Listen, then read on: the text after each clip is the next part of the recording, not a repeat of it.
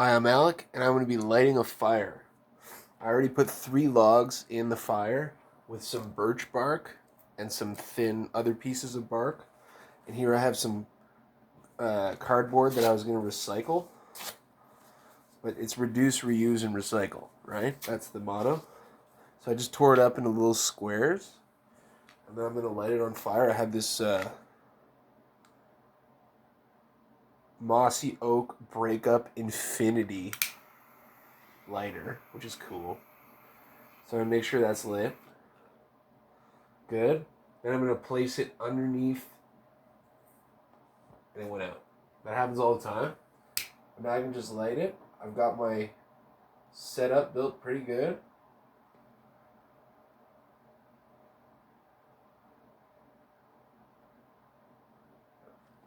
There you go. So you can see there's a little flame. If I've done my job correctly, which you can help yourself out by tilting the cardboard so that it burns. There you go. Now you're going to get that birch bark lit up.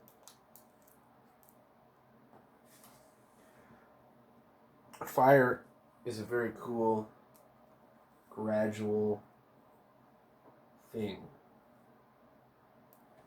So you make little pyramids with the paper so that air can get underneath. Now you can see and hear the birch bark lighting. And since I want air and smoke to go up the windpipe, what I like to do is close half the door. It starts to suck the hot air up. I'll leave one door open so you can see.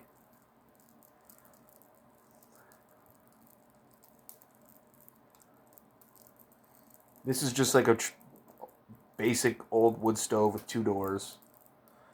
There's bricks inside. You can see on this side. They're called, I don't know, fire bricks. And you put them around the outside to kind of insulate the fire. And then on the side, I have these wheels. Maybe you can see right here. They're kind of like circles. And they unscrew and you can let air in on either side. And you can control the airflow.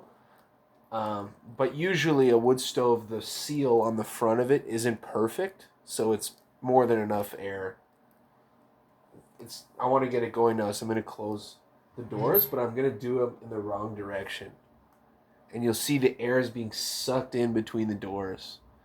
And you can hear the fire.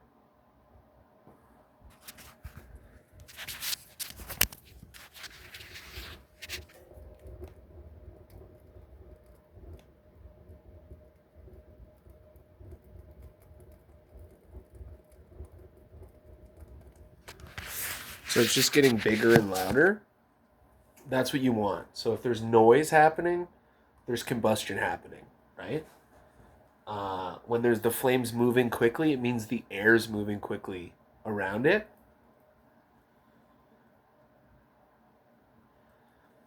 And I've seen people struggle to light fires. You know, as a Canadian, you light fires growing up. In Canada, it gets very cold. Somebody has a fireplace. It's a very sustainable, efficient way to heat your home.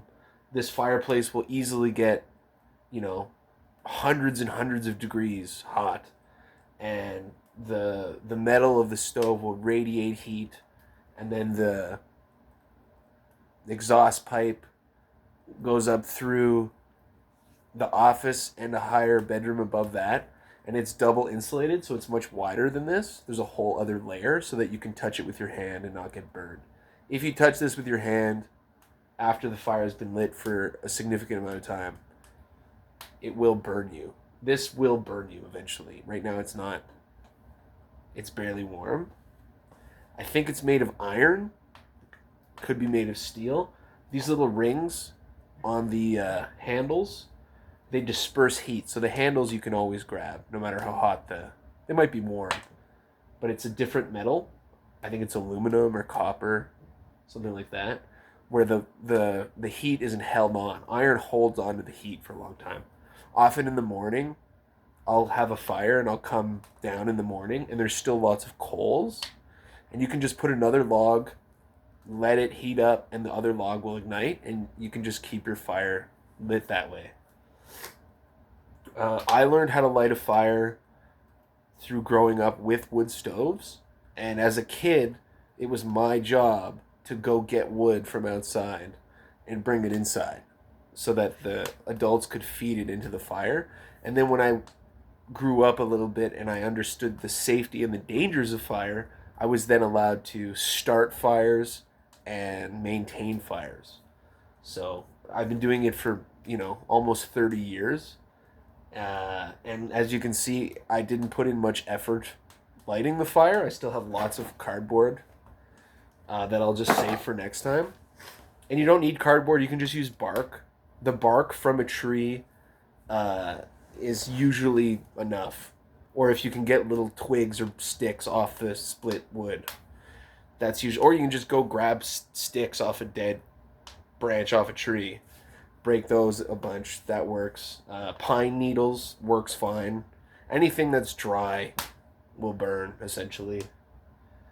And in Canada, we have, I think, the most sustainable forestry industry. I'm not sure about that, but like you can grow a tree in a few years. A pine tree is a great tree, and it will give you enough wood for weeks at a time. So if you have a small area, you can grow some trees. And in Japan, they cut the branches in such a way where trees grow off the branches, so they never hurt the original tree. They just farm wood off branches. So you can see now my fire's really lit. I can close the stove and lock it, and it'll heat up. It'll stay heated longer, and it'll burn slower because it has less oxygen.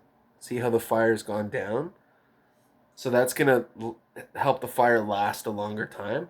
Because I have heating in my house, I'm not looking to exclusively heat my house with fire. It's a nice bonus, and I really like um, the radiation, the warmth from the fire. I find it cuts through any chill that's in the house. And on cold days like today, it's like minus 25. It's like an average winter day in Canada. Um, Here, I'm going to open these up, make sure there's enough air. Just want to make sure that my fire is getting enough air. So I unscrewed both the sides. You can see my hands are now dirty. But, and it looks to be burning consistently, so that's kind of all you want.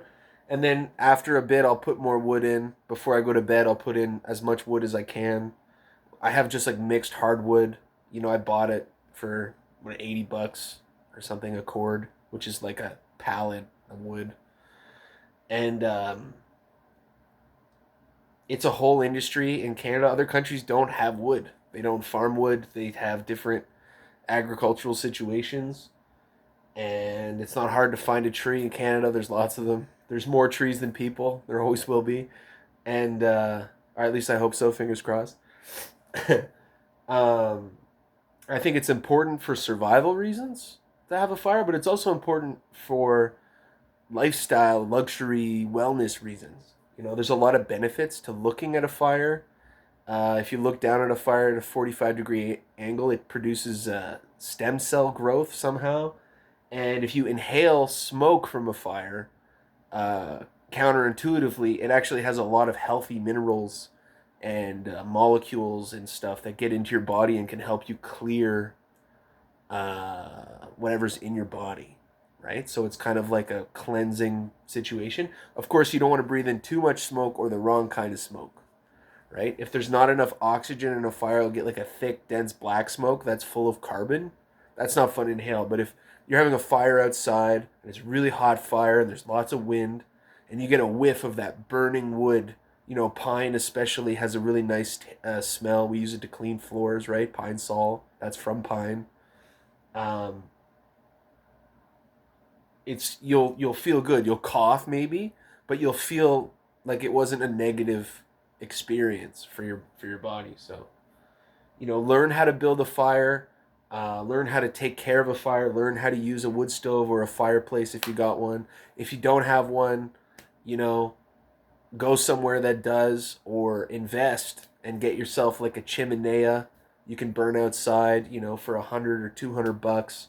You can get like a copper kind of barbecue thing, and you can have fires outside. I've seen them on porches. I've seen them on um, balconies.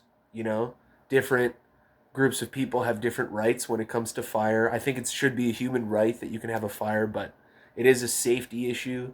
And growing up in Canada again as a kid, we saw commercials that taught us how to build fires and how to take care of fires, and how to be aware of fires so that we didn't have forest fires, right? So the first uh, thing that will stop forest fires is you, and the first thing that will start forest fires is you. And there was recently a forest fire uh, near Ottawa where I like right around the corner, and it took the firefighters from the whole area several days to manage it and kill it. The smoke was everywhere. You know, we have air filters in our house as a result of things like this happening. It's a normal phenomena, whether it's the sun or a heat wave or friction or lightning, often causes forest fires. Um, it's a pretty serious natural disaster, and the fire sucks the oxygen out of the air, and people suffocate, and then they burn. So, um, one of the only ways to survive a forest fire is to actually find water and go underwater, and you breathe in the steam from the water, from the heat, and if you're lucky, not all that water will evaporate, but it does happen. And Canadian firefighter services, there's huge firefighter teams, hundreds and hundreds of men and women. They go out to these camps and they camp out where there's forest fires, and they have like a trailer with a chef, and they just are fed meals consistently, and they just fight fires pretty much 24/7. So it's a good job if you want to do it. I'm sure it's fun. Your camaraderie maximum. You're putting your life on the line for nature and for other humans in Canada, other Canadians, and other people in the world. Right, the forest, the boreal forest, and the other types of forest that we have in Canada. It's like the largest forest in the whole planet. So people say the jungle's going away. Well, the forest isn't. It's mostly uninhabited by humans. So don't be afraid. There's lots of water. There's lots of oxygen. We can handle 8 billion people. Right now, we're in a birthing decline. It is what it is. We're all going to be okay. Just learn how to take care of a fire, build a fire. You'll be thankful you did. Thanks for watching.